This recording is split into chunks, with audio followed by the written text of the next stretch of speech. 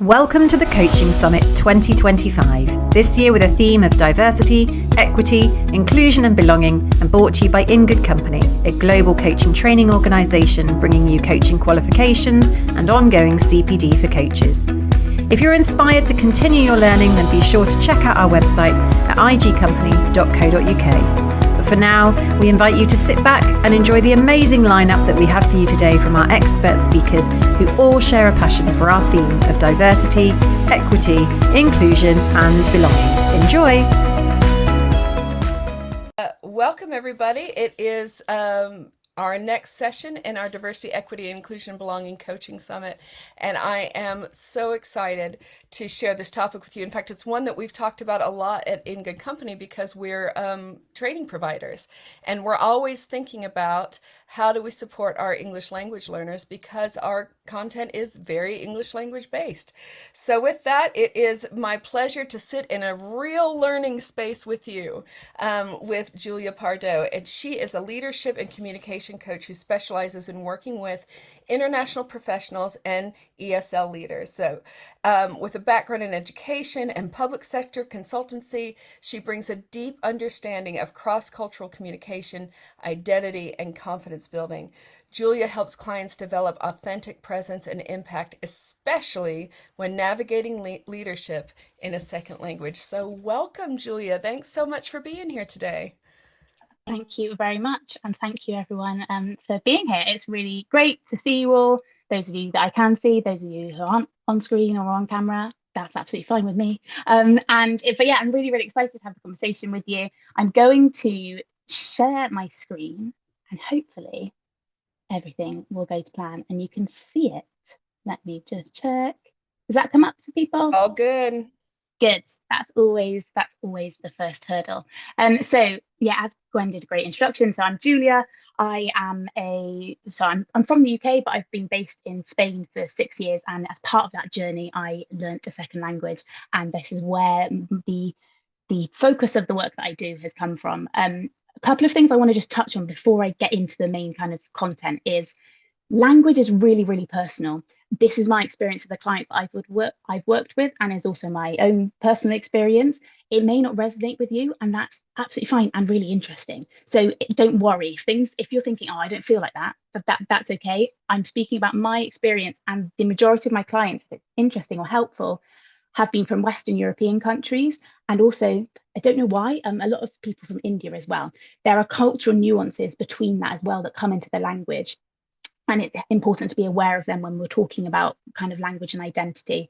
There's not time to go into all of the detail and the nuance that I would want to today. But just if you've got any questions or anything you want, happy to either raise a hand. You can do that via the reactions on Zoom, or just stop me or put a question in the chat, and I'll either pick them up as we're going along, or I can pick them up at the end. As a first question, I would love to kind of see if I can in the chat, if there is anyone that speaks English as a second language or has another second language. I would love to just say, yep, this is my second language, or it might be English or another language, just to get a bit of an idea of who we've got in the room is always great. Brilliant. And also, if there's anyone that I'm imagining, there are also people that maybe they don't use their own second language, but they are coaching people who work in a second language. I imagine there are a few of you there. So we've got English, my first language, I speak another, English first, Portuguese, English second, Portuguese is first, Russian and Latvian, Bulgarian English, English is second language, English second language, speak German and French too, English mother tongue. Brilliant. Filipino is a second language, but I've worked with lots. Brilliant. Loads of people. So if it's helpful, my second language is Spanish. And I learned it as an adult, which I'll go into why that feels important to me as we go along. So let's get moving. So we're going to talk a little bit. So the reason why this is important for me as an individual is that I didn't learn the language at all. I hadn't learned it at school. I didn't know the language. And two things happened specifically that happened that were very important. Suddenly, I was very aware of how much privilege there is speaking English as a first language. The world is more accessible wherever you are in the world. I was able to get by in Spain because other people spoke English. That doesn't happen for certain languages when you move to other places. So there is inherent privilege with speaking English as a first language. But there was also a sense of, I felt what I describe as a crumbling of my identity, not being able to communicate in the way I wanted to. I felt very much like a child in certain spaces. I was having to navigate kind of medical experiences that I was needing to have. I was having to navigate housing circumstances and not being able to do that in the manner that I needed to or was able to. And also this sense of people thinking I was shy. No one's ever thought I was shy before, and suddenly that being what people described me as, or I wasn't able to be funny or express myself in a joking way in which I had been doing before. So this is why it was kind of important to me. But the thing that I did was that I spent the first few years learning the language, and that was great and was really, really helpful. But after about 3 years of learning the language, I still couldn't speak in groups. I still wouldn't answer the phone in Spanish, and I still hadn't built meaningful connections and relationships. And I was exhausted all the time speaking Spanish. So I could speak the language, but there was still a block for me personally that meant that I wasn't showing my true identity or wasn't able to be in my full identity in Spanish. And so this is what kind of developed as part of that.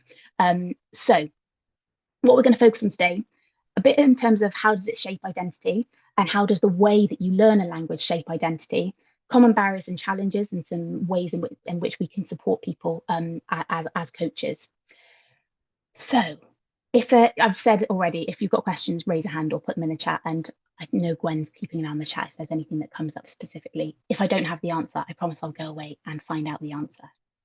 So I talk about, I might interchange between bilingual and multilingual. That will be because I'm trying to say multilingual, but I've been saying bilingual for a long time. Multilingual, I'm not really interested in how many languages someone is speaking. It's just whether they're speaking more than one. For this particular bit, I'm talking about 2 languages so it makes it easier. So the multilingual brain is, I'm basically talking about how people have acquired their second language. And there are 3 types. So there is a compound bilingual where they have learnt at the same time. They've learnt 2 of the language codes at the same time. So if you imagine a baby having learnt their 2 languages at the same time, they see a book and they will go libro, I'm using Spanish here, and book, and they will that will happen simultaneously because they are learning the codes at the same time. You then have a coordinate bilingual, which is learning 2 language codes at the same time, but parallel. So you might have, say, maybe slightly older child who's speaking a language at home, but they're speaking a different language at school. And so they will see 2 different books and they'll go, okay, that one's a book, this one's a libro, but they're learning them simultaneously at the same time. It's just gone back to another. There we go. Then you have a subordinate, which is what I would class myself as, which is where someone is filtering through their first language to get to the second language. This is often what happens in most of the clients that I work with have been subordinate bilinguals or multilinguals, where they have learned it as an adult, and so they're having to filter through their first language to get to their second language. The reason that this can be important is that when we are learning a language, we haven't coded the language as a left side brain activity, which means that we are learning it more holistically. But as an adult, what we have done is we've coded it to this is a logical, analytical thing language. So we're using this side of our brain. And what happens is that research has shown that people who have learned a language as an adult, it's harder, they have less emotional bias and more of a logical approach, which means that for me, making decisions, if I don't want to get emotionally involved in a decision, I find it much easier in Spanish. If I want to really develop something emotionally, I find it much easier to do in my English, in English. So I find personally that my emotional intelligence is slightly lacking in my second language, whether it's solely to do with the fact that I'm a subordinate multilingual or not. But it is worth considering that what is happening is that the emotional intelligence that we're able to utilize in our second or third or fourth language can have an impact. So it can have an impact on people's decision making. It can have an impact on people's emotional intelligence. And I just want to think, for those of you that do speak multiple languages, what do you notice between your first language or your second or your third language? What do you notice? Are there any differences that you notice when you're speaking one versus when you are speaking the other? I'm happy to have reflections in the chat if you've got any. So my boys who grew up abroad, they made up funny words in, what is it? Ita English? Yeah. Oh, nice. I Oh, I noticed that with like some of my it. students who are English language learners, the way that they would have Spanglish kind of go through. Yeah, yeah, absolutely. And it's really that can have a really important impact on the ownership that people feel of a language if they are have the permission to bring in a native word in their speech can have a massive, massive impact. More formal, yeah, absolutely. Spoken in a different manner with different intonations. Intonations really interesting. There is a depth in my first language that I don't have in my second. Yeah, absolutely. Sense of groundedness in German and a language compared to English. Yeah, absolutely.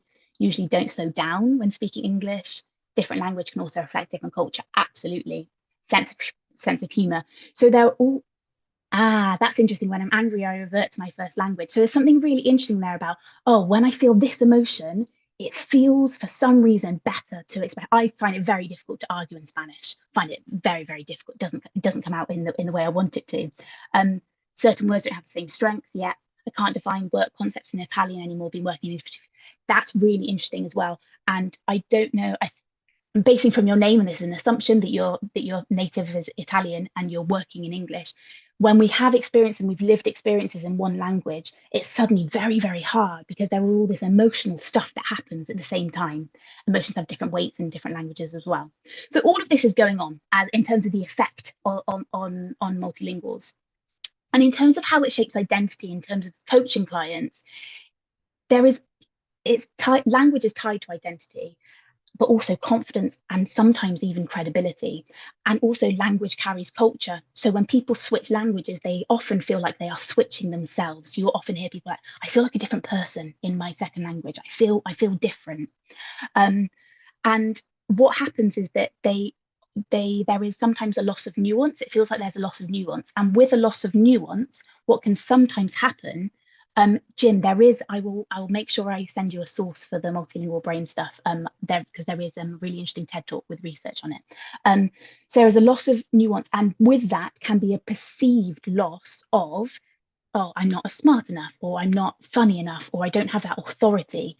Whether that is true or not, there can be an internal perception of that.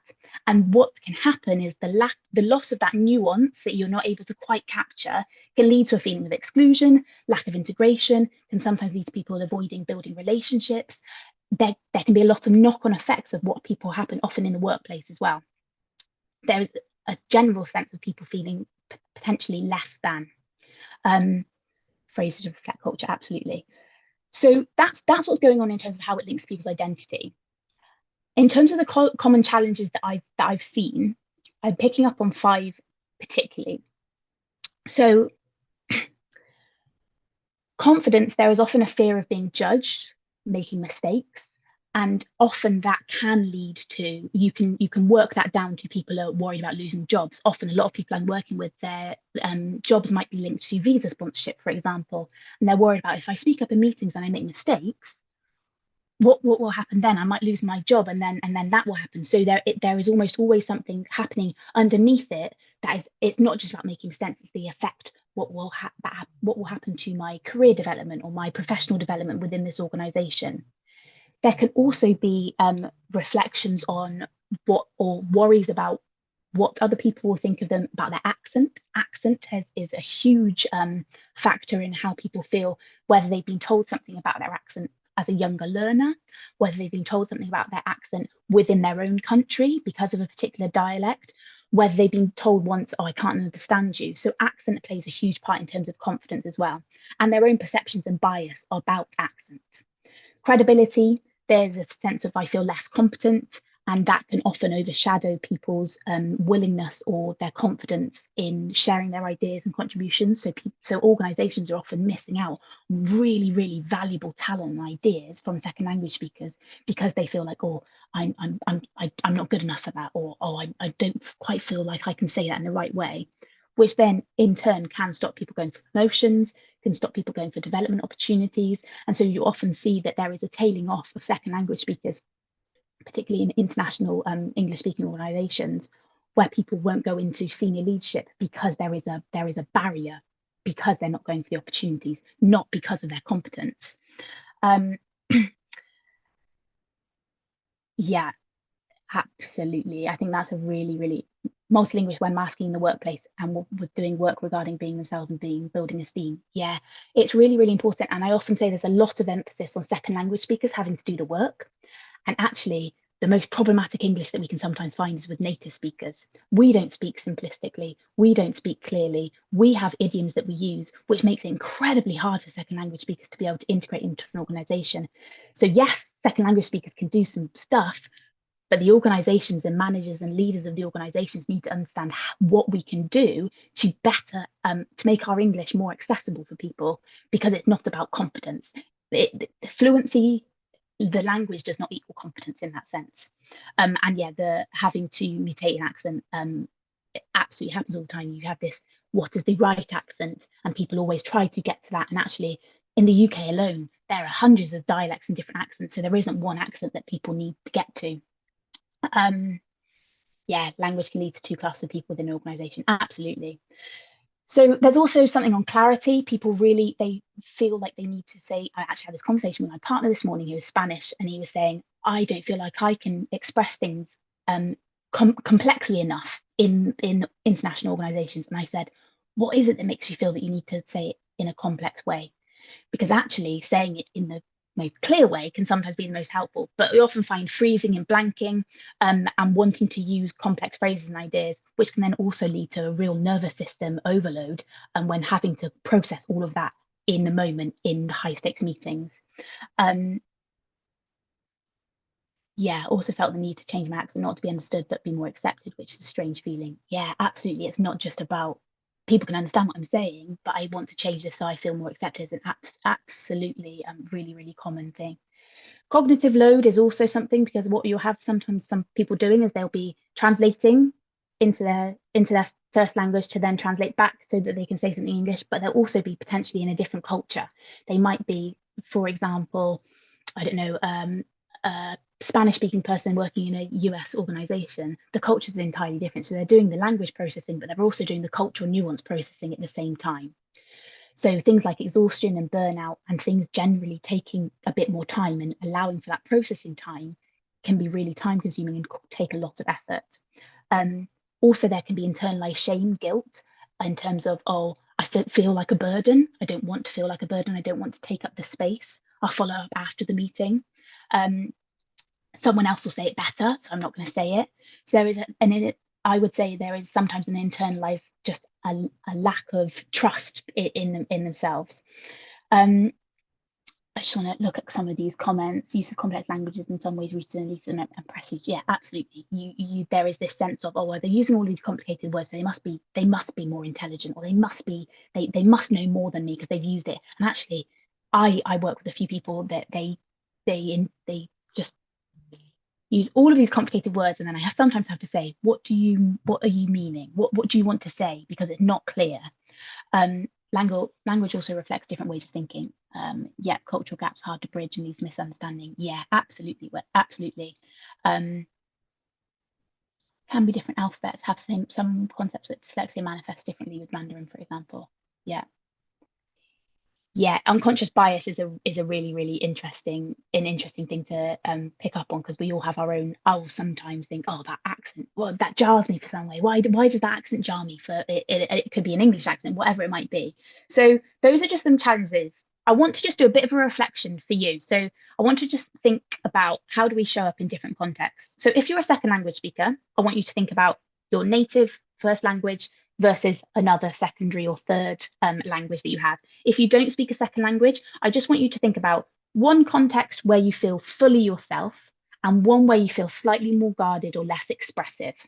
And I just want you to think for yourself one word or short phrase that describes how you show up in each of those contexts.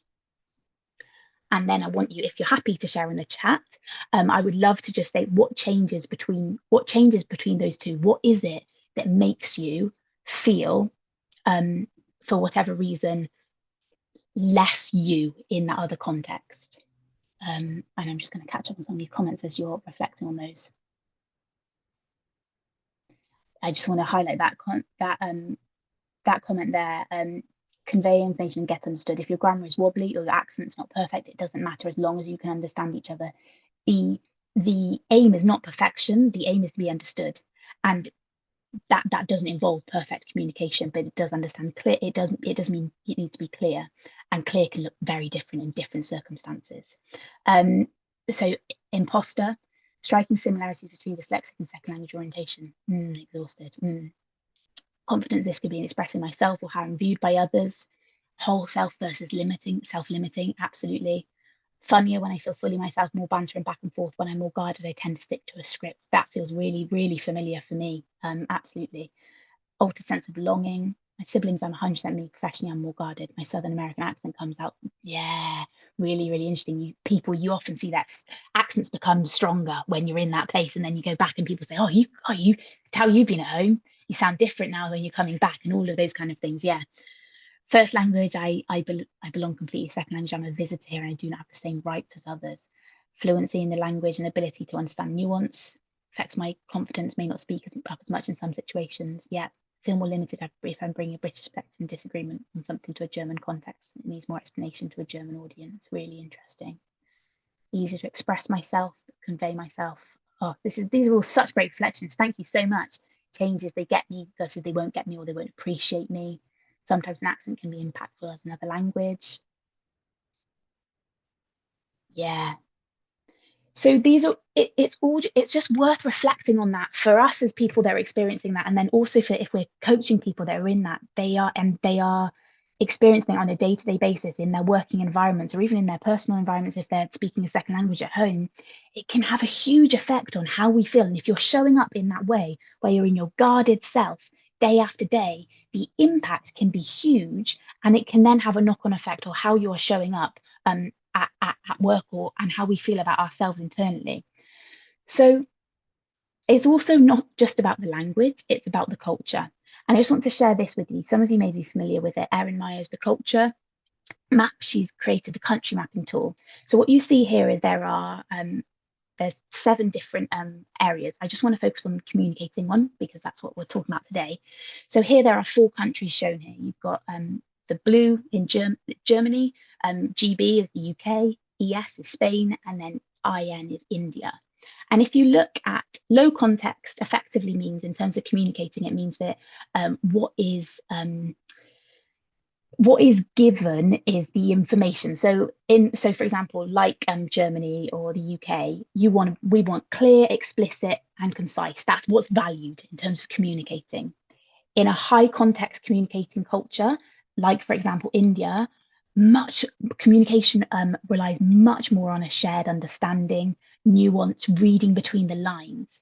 And so what is happening, you've got all of that identity stuff happening, but then also what you have is you have these complete cultural extremes going on as well. And so there's like these things, the identity thing and the culture thing, they're loops that are rolling around and all interplaying and interconnected.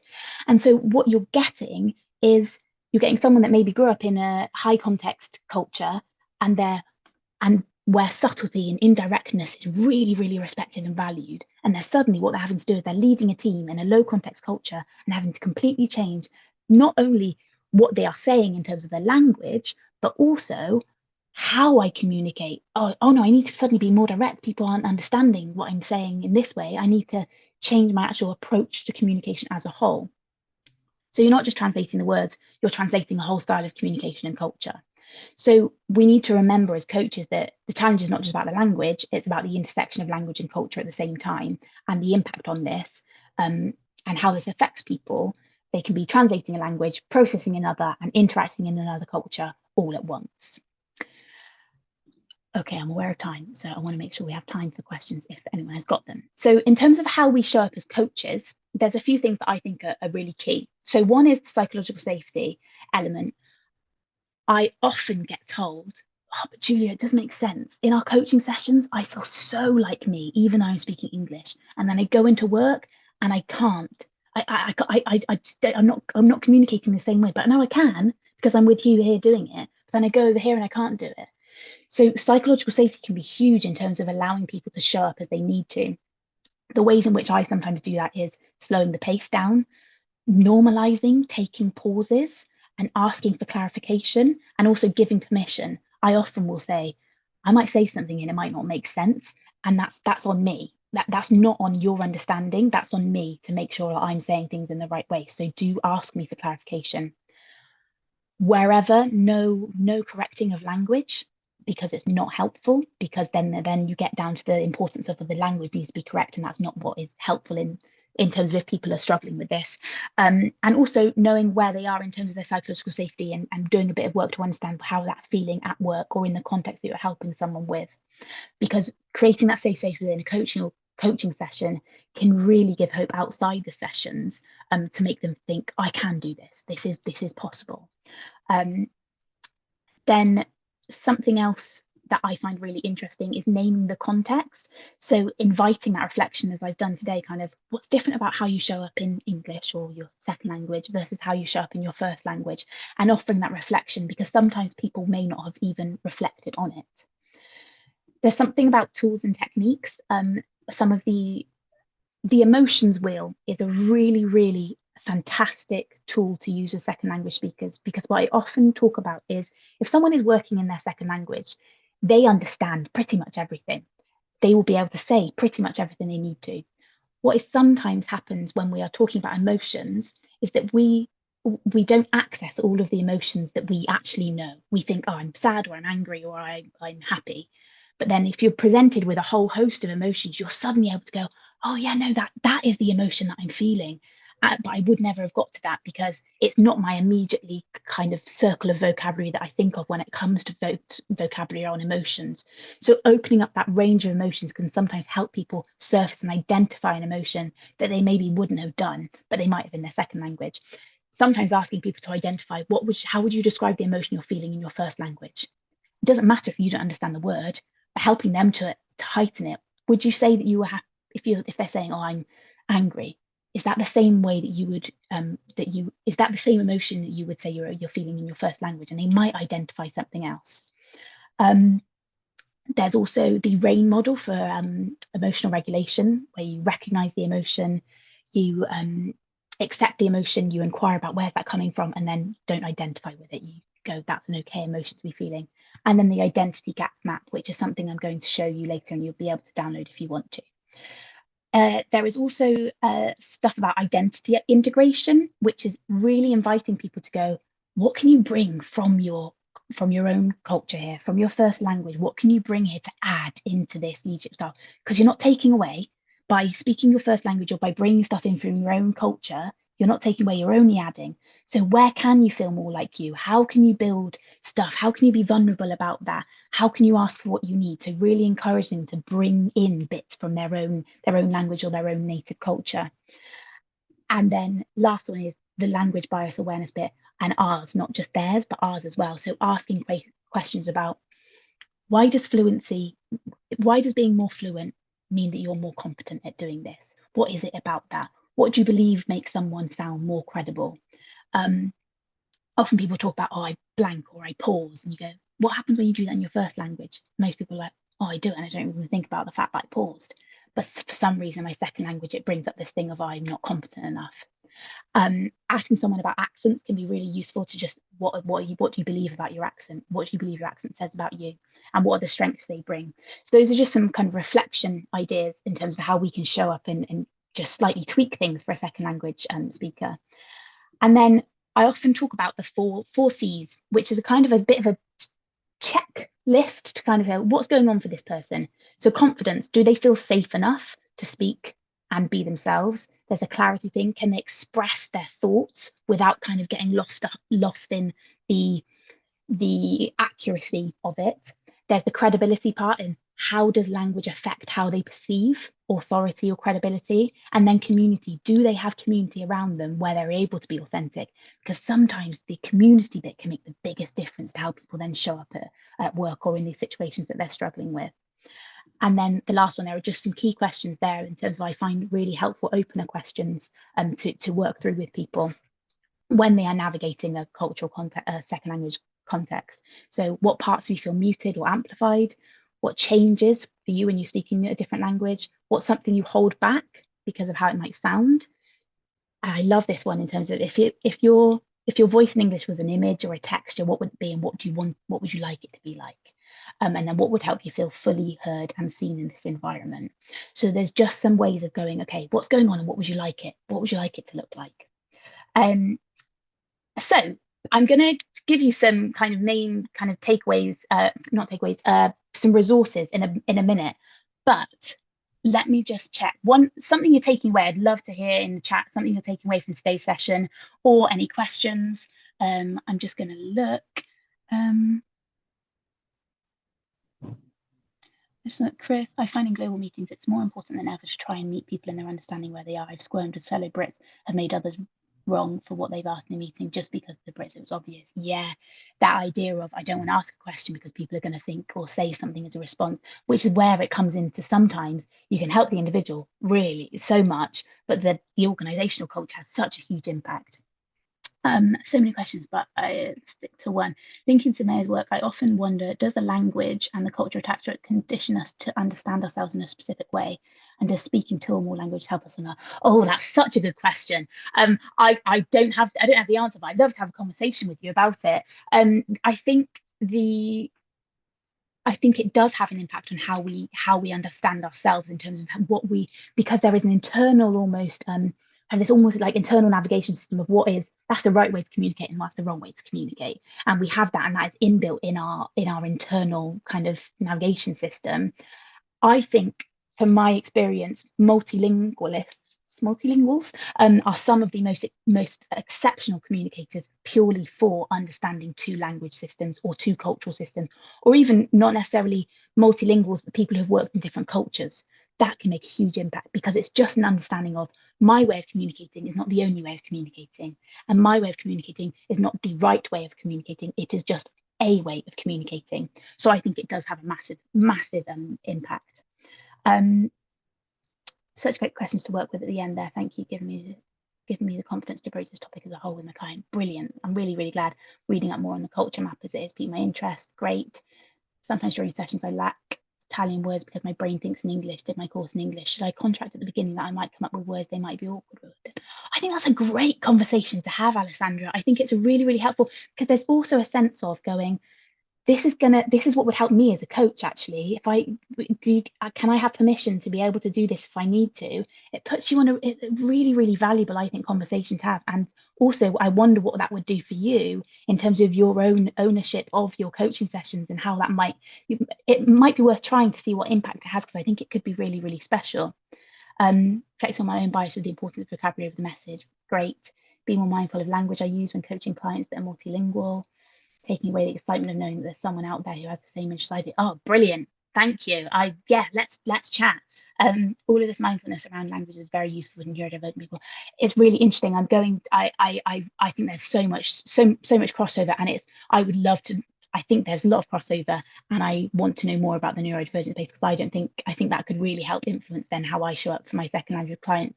Also, my second language client speakers who are also neurodivergent. I think there's probably a lot I could learn in that space. So I think that's great reflection. How I approach coaching others from different cultures, how I help them towards leadership, mindful of language I use and helping them express their real self. Great. Empathy and understanding of challenges. If you pause and listen, you can be a learner as well as a coach, almost reverse coaching. Yeah, absolutely. Always been fascinated about how language shapes who we are. How does neurodivergence impact as an additional layer? Yeah, so I don't have enough impact on that. I'm sure Gwen might be better to answer that in terms of the neurodivergent space, but it's something that I will be looking at doing because I think there's a huge amount of crossover, because you've also got multiple systems kind of playing on top of each other there, which I think, and in terms of the masking, which someone mentioned earlier, you've almost got double masking there. There are multiple layers of masking.